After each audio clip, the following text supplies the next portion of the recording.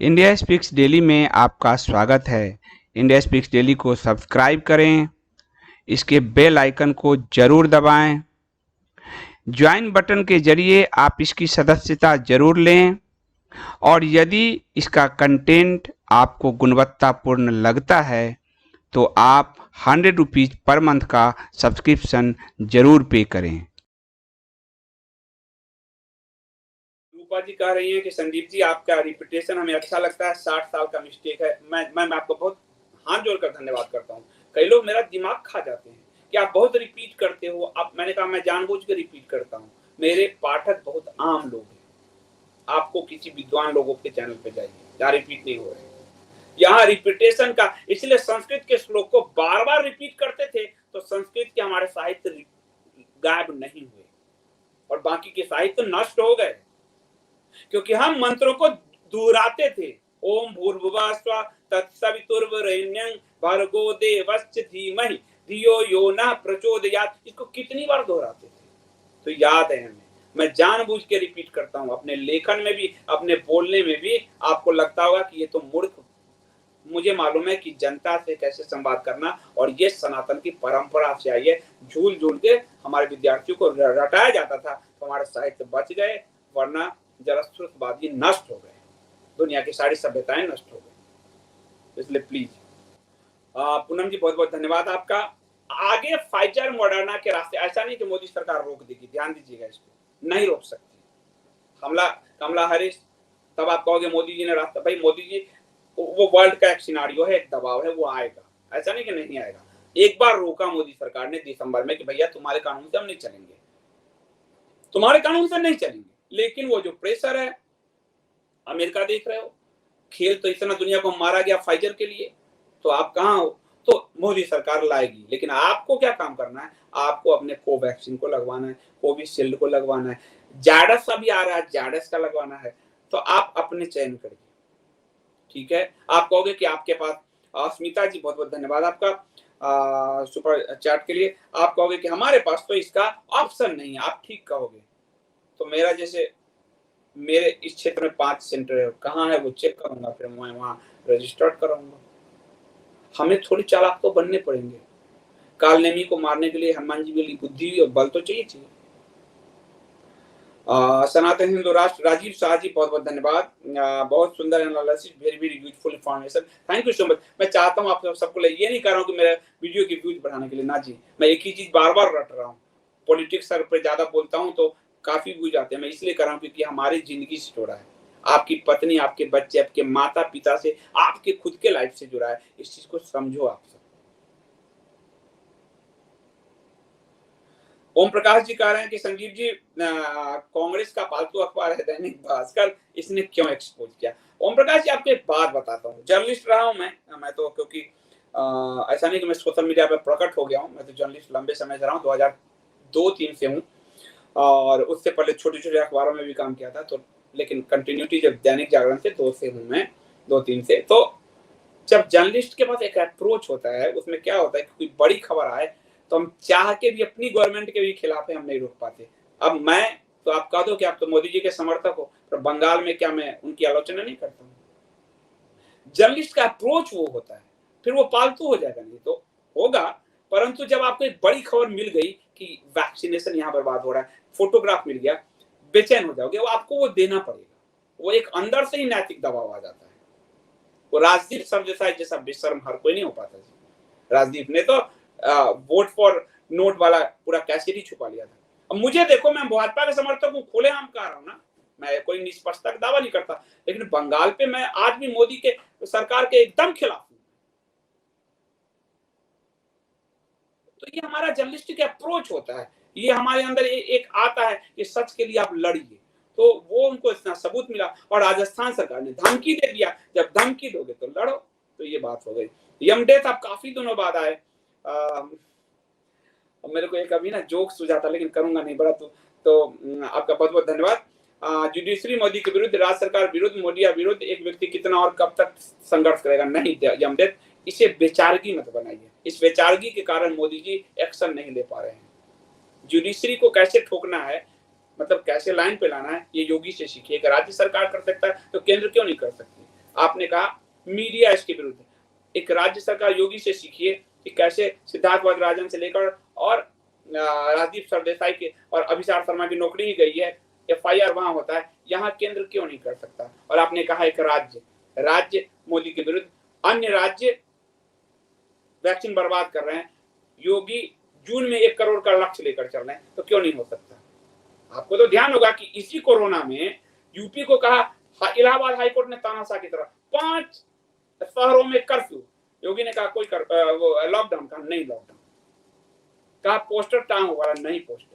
तो आपको बेचारगी से निकलना होगा, क्योंकि आपके पास 303 की ताकत है। मैं वोट इसलिए नहीं दिया कि आप बेचारे बने रहे, बेचारी आम जनता है, सरकार के पास ताकत है, कानून का, संविधान का, फोर्स का, सबका।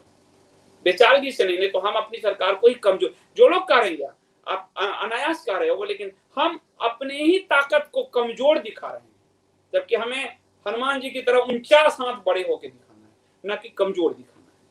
ये सनातन के भी उल्ट है, बेचारगी नहीं। इसलिए योगी बेचारगी कभी नहीं प्रदर्शित करते, डंडा मार रहे हैं। ये विक्टिम कार्ड ये वामपंथियों का टेक्निक है, उसमें भाजपा भी फंसी हुई है, संघ भाजपा फंसी हुई, इसमें नो डाउट। उसमें बड़े पैमाने पर वही साहित्य पढ़ के लोग आए। विपुल धमीजा जी धन्यवाद सुपर चैट के लिए। करें संदीप जी, चाइना ने विश्व विनाश करने के लिए हथियार बनाए। विपुल जी, साथ में अमेरिका ने उसको फंड किया, ये भी जोड़ दीजिए। चाइना ने हथियार बनाए, अमेरिका ने उसको फंड किया। अमेरिका ने पैसा दिया कि तू बना, हम दोनों मिलकर फिर दुनिया को लूटेंगे। और आप कहोगे कि अमेरिका के लोग भी तो मरे संदीप जी, आप बिल्कुल कहोगे। तो मैं ये कहूंगा कि नेता तो मार के तो जी रहे हैं। आपको अभी देखा नहीं, जमीन में गड्ढे में गाड़ के, और अमरिंदर सिंह जनता के वैक्सीन को प्राइवेट में बेच के, तो वो तो मार के ही नेता बनते हैं, मार के ही नेता बनते हैं जी। आपके अंदर भय नहीं होगा तो नेता कैसे, त्राहिमाम कैसे किसी एक तारनहार को ढूंढोगे? तो मार के ही बनते हैं। तो अमेरिका ने तो मारा, अपने में फंडिंग किया, कोई बड़ा तो कोई मारा नहीं, कोई राष्ट्रपति मर जाएंगे। सतीश जी बहुत बहुत धन्यवाद आपका। दीप्ति गुप्ता जी कहते हैं हमें नेता नहीं सेवक चाहिए। दीप्ति गुप्ता जी सनातन के विरुद्ध है, हमें शासक चाहिए। इसलिए ब्रह्मा जी के पास जनता गई थी कि मनु जैसे शासक को मांगे। शासक का एक भय होता है, शासक का एक राज होता है, उसकी एक सेवक जो होता है, ये क्रिश्चियनिटी की अवधारणा है, अब्राहमिक अवधारणा है। सेवा के नाम पर धर्म परिवर्तन, इसको हमें, क्योंकि हमारा ये नहीं कि आप गलती कर रहे हो, हमारा सोशलाइजेशन इतने गुलामी के बाद ऐसा सोशलाइजेशन है कि हमको ना वही, हमें शासक, राम सेवक नहीं रहे, राम शासक रहे, कृष्ण सेवक नहीं रहे, तो विराट रूप भगवान। इसलिए हमारे यहाँ भगवान की उद्घोषणा हुई। भगवान शासक नहीं होता, सेवक नहीं होता, शासक होता है। उनके यहाँ था पैगाम लाने वाले, मैसेज लाने वाले, फटे पुराने गरेरिए, इस तरह के लोग हमारे यहाँ शासक हुए हैं। इसलिए राम, कृष्ण, युधिष्ठिर की क्या पूरी महाभारत की लड़ाई है? चक्रवर्ती सम्राट बनने की लड़ाई है या सेवक बनने की लड़ाई है? किस चीज की लड़ाई? विक्रमादित्य को सेवक कौन कहता है? शासक ही तो कहता है, जहां वहां तक जीत लाए। समुद्रगुप्त कौन था? सेवक था, शासक था? पूरी थ्योरी बदलनी होगी। बहुत बहुत नैरेशंस बहुत महीन से बुना गया है, उससे हमें बाहर है। सेवक यानी कि दबा कुचला सा, और तब वो धर्म परिवर्तन का पूरा ब्राह्मिक रिलीजन के थॉट को समझना होगा। हमारे लोगों पर वो थॉट आ चुका है, पूरी तरह से आ चुका है, उससे बाहर निकलना ही होगा। हमें सनातन के मूल थॉट को पकड़ना है, और वो तब आएगा जब आप ये नहीं कि आपको सिर्फ मैं कह रहा हूं, हम आप सब मिलकर पढ़ेंगे सनातन के शास्त्रों को, और वो आपको कपोत.in पर मैं उपलब्ध करा रहा हूं लगातार। पहले कहते थे कहां पढ़ूं संदीप जी, क्या लूं, सब कहते थे, वो भी फिर मैंने प्रयास किया कि सही कह रहे हैं, आम जनता है, कहां से लें, क्या लें। और इसलिए मैं स्वयं पढ़ कर, ताकि आपको मिलावट कम मिले, वो साहित्य उपलब्ध करा रहा हूँ। चुन चुन कर सबरी के बेड़ की तरह आपको उपलब्ध कराया जा रहा है। वो मैं लगातार पढ़ रहा हूँ। मेरा फिर से न सर्वाइकल उखड़ जाए, मुझे डर लगता रहता है।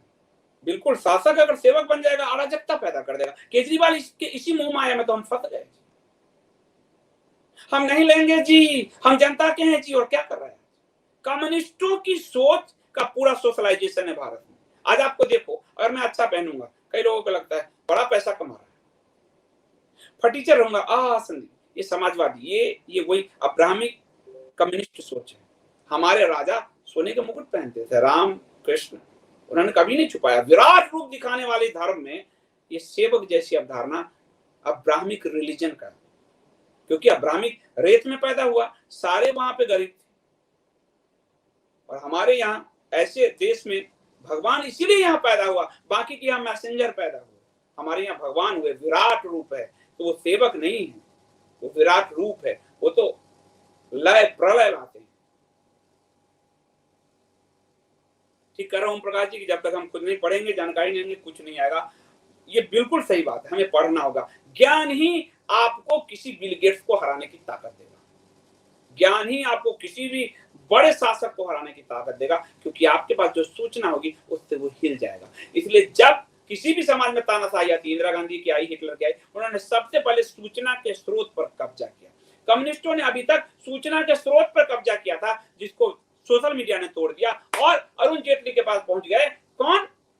एनडीटीवी वाले प्रणय जेम्स राय सोशल मीडिया पे बैन लगा, सारे मीडिया पहुंचे, क्योंकि इनके, इसलिए बड़े बड़े चैनल पे देखोगे एनडीटीवी के यूट्यूब पे कि क्वेश्चन जो आंसर सेशन है, टिप्पणी बंद रहता है। उनको मालूम है कि वो एक तरफा नरेशन चला रहे हैं और जनता उनको खदेड़ देगी, तो ये स्थिति रहती है। सूचना ही हमारी सबसे बड़ी ताकत है, क्योंकि हम आम लोग हैं, मिडिल क्लास लोग हैं, गरीब लोग हैं, हमारी ताकत सूचना है। इस दीपक जी बहुत बहुत धन्यवाद आपका, thank you so much. Ashok ji क्या बात है, 303 एमपी चुनने के बाद भी सरकार कमजोर दिखाई देती है, खासतौर पर विदेशी मीडिया एनजीओ को भारत की संस्कृति का अनुरूप ढालने में असफल। क्यों? क्योंकि वही चीज है उनको। अब देखो, आप चलो बड़ा विराट रूप से सोचो कि जब मोदी जी पे हमला होता है तो हम और आप दूसरों से लड़ते हैं ना, राजदीप बरखा से लड़ते हैं। मोदी जी इसलिए नहीं लड़ते। जब बच्चे के लिए माँ बाप लड़ेगा तो बच्चे की ताकत खो जाएगी। एक फिल्म आई थी अभी KGF, कहोगे फिल्म से उदाहरण देता है, मैं बड़ा फिल्म देखता हूँ, तो उसमें उसकी माँ क्या कहती है, जब 1000 लोगों को लगे कि तू उनके लिए खड़ा है तो पूरी दुनिया बदल सकता है, पर जो वहां खड़ा है वही कहता है मेरे लिए तुम लड़ो, मैं तो छुपक गया। तो हमारी आदत बन गई उनके लिए लड़ने की, इसलिए वो लड़ने की ताकत अपना खोते जा रहे हैं। इसलिए जुडिशरी हावी हो गया है, मीडिया हावी हो गया है। और ये काम गुजरात में तो सफल था, क्योंकि वो गुजरात के सही में मुख्यमंत्री थे जिसको केंद्र सता रही थी, लेकिन अब वो खुद केंद्र है, तो अब उनको कोई नहीं सता सकता, कोई नहीं सता सकता। और आप कहोगे कि जुडिशरी कैसे करेंगी, तो एक उत्तर प्रदेश का मॉडल आपके सामने है कि सुबह बैठने वाले जज साहब को योगी जी ने कहा पोस्टर टांगूंगा टांगूंगा, टंगा रहेगा, नहीं हटेगा। आपको देखो, जो वो उनके फैसले, आप जब आपने SC/ST एक्ट को बदल दिया तो आपकी ताकत ज्यादा है, तभी तो आप सुप्रीम कोर्ट के फैसले को बदल पाए। ताकत किसकी बड़ी हुई? सुप्रीम कोर्ट ने कहा SC/ST एक्ट में जांच के बाद कोई गिरफ्तार होगा, ठीक है। आपने कानून बनाया, राजीव गांधी के बाद आपने ये किया, राजीव गांधी ने साहबानों में पलटा था, आपने कहा कि नहीं जी SC/ST में पहले जैसा ही रहेगा, गिरफ्तारी पहले होगी जांच। तो सुप्रीम कोर्ट बड़ा हुआ या आप बड़े हुए? आप सोचो, इस तरह से सोचो उल्टा। तो वो जब माँ बाप किसी के लिए आप लड़ने लगेंगे ना, अपने बेटे के लिए मैं ही जा जाके लड़ूंगा, तो उसकी ताकत कमजोर हो जाएगी, उसकी लड़ने की, उसकी तर्क बुद्धि खत्म हो जाएगी। इसलिए प्रकाश जावड़ेकर, रविशंकर प्रसाद नहीं लड़ पाते, क्योंकि उनके लिए हम और आप बैठे तो हैं, उठाएंगे, हम तो बैठे हैं फ्री वाले लोग। TS नेगी साहब ने देखो कितना बढ़िया क्वेश्चन पूछा है, देख लो। ये है हमें सभी पाठक दर्शक प्रबुद्ध है, मैं उन सब का धन्यवाद करता हूँ कि वो बहुत बहुत मेधा शक्ति से सोचते हैं। Why SC quest FIR on दुआ, विनोद दुआ, but FIR maintain on Arnab and क्या नाम उसका, अमीश देवगन। ये थॉट है, ये प्रेशर टैक्टिक्स है कि अमीश देवगन और अर्नब गोस्वामी के FIR अभी तक क्वेश्चन नहीं हुई, यानी FIR नहीं हटे, लेकिन विनोद दुआ के। अब आप कहोगे क्यों? उस विनोद दुआ के लिए हमारे सरकार का एक मंत्री हरदीप पुरी जी, जो मांगता भी नहीं, मदद करने चले जाते हैं, और सुप्रीम कोर्ट उनका FIR नष्ट करने पहुंच जाती है। तो उनकी ताकत समझो ना, उनकी ताकत समझो आपने। वो ताकत हमारा इकोसिस्टम नहीं बना, यही बात सच है कि हमारे यहाँ एक चैनल का ऑनर, इसके बाद इतने चैनल हैं, उसके पास भी वो ताकत नहीं आई कि उसके FIR पास हो जाए। और लेफ्ट के पास वो ताकत है कि उसका एक बड़ा सा पत्रकार के लिए सरकार भी बीच जाती है और सुप्रीम कोर्ट भी बीच जाती है। मिलॉर्ड माफ करें मुझे। बहुत अच्छा मधु जी कह रहे हैं हम सबको इंडियन वैक्सीन लेने के लिए कह रहे हैं, बिल्कुल लेना ही है, हमारे अपने वैक्सीन लेने हैं और सही है, सुरक्षित है। मदन लाल जी कह रहे हैं आपके कार्यक्रम अन्य भाषाओं में होने चाहिए। मुझे अन्य भाषा नहीं आती, बिल्कुल, मैं तो हिंदी मीडियम से ही बचपन से पढ़ा हूँ। अंग्रेजी पढ़ लेता हूँ क्योंकि सारी पुस्तकें तो अंग्रेजी में ही, ज्यादा हिंदी में, तो अंग्रेजी पढ़ लेता हूँ। अंग्रेजी बोलने में भी प्रॉब्लम होती है मुझे, अंग्रेजी लिखने में बहुत स्लो है हूँ मैं, तो हिंदी में ही सोचता हूँ, हिंदी में ही काम करता हूँ, दूसरी भाषा आती नहीं मुझे।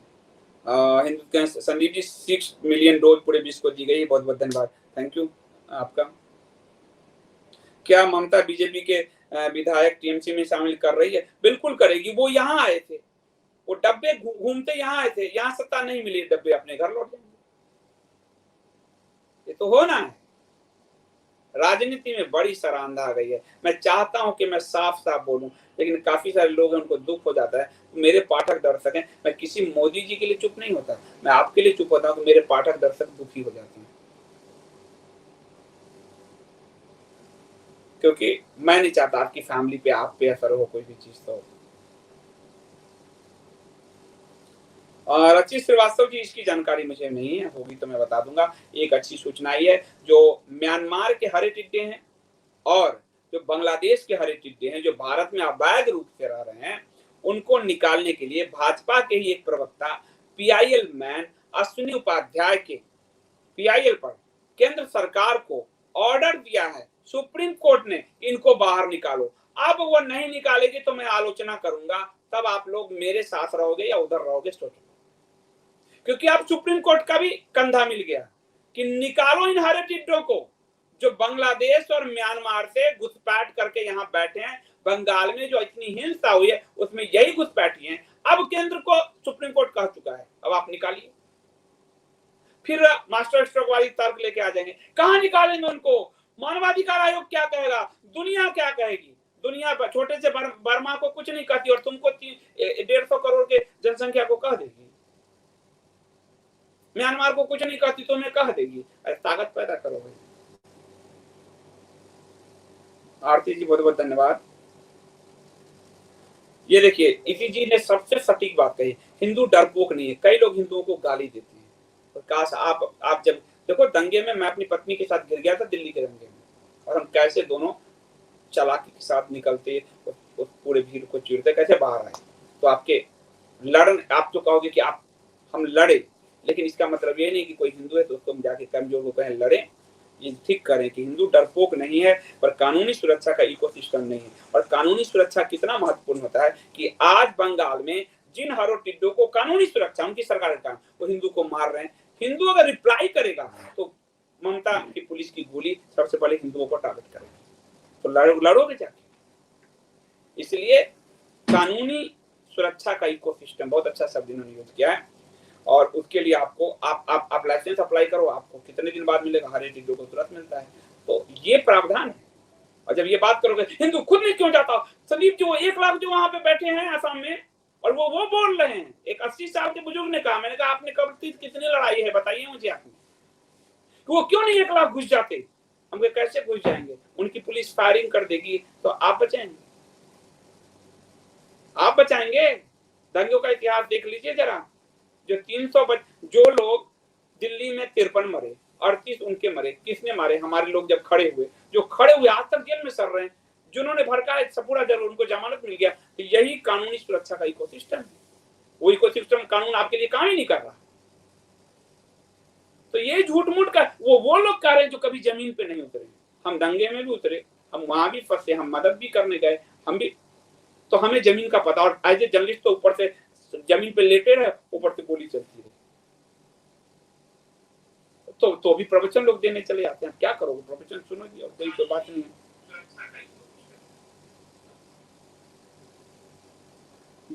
वास्तु पूछ रहे हैं, वास्तु एस्ट्रो सॉल्यूशन। सर क्या भारत कभी हिंदू राष्ट्र बन पाएगा?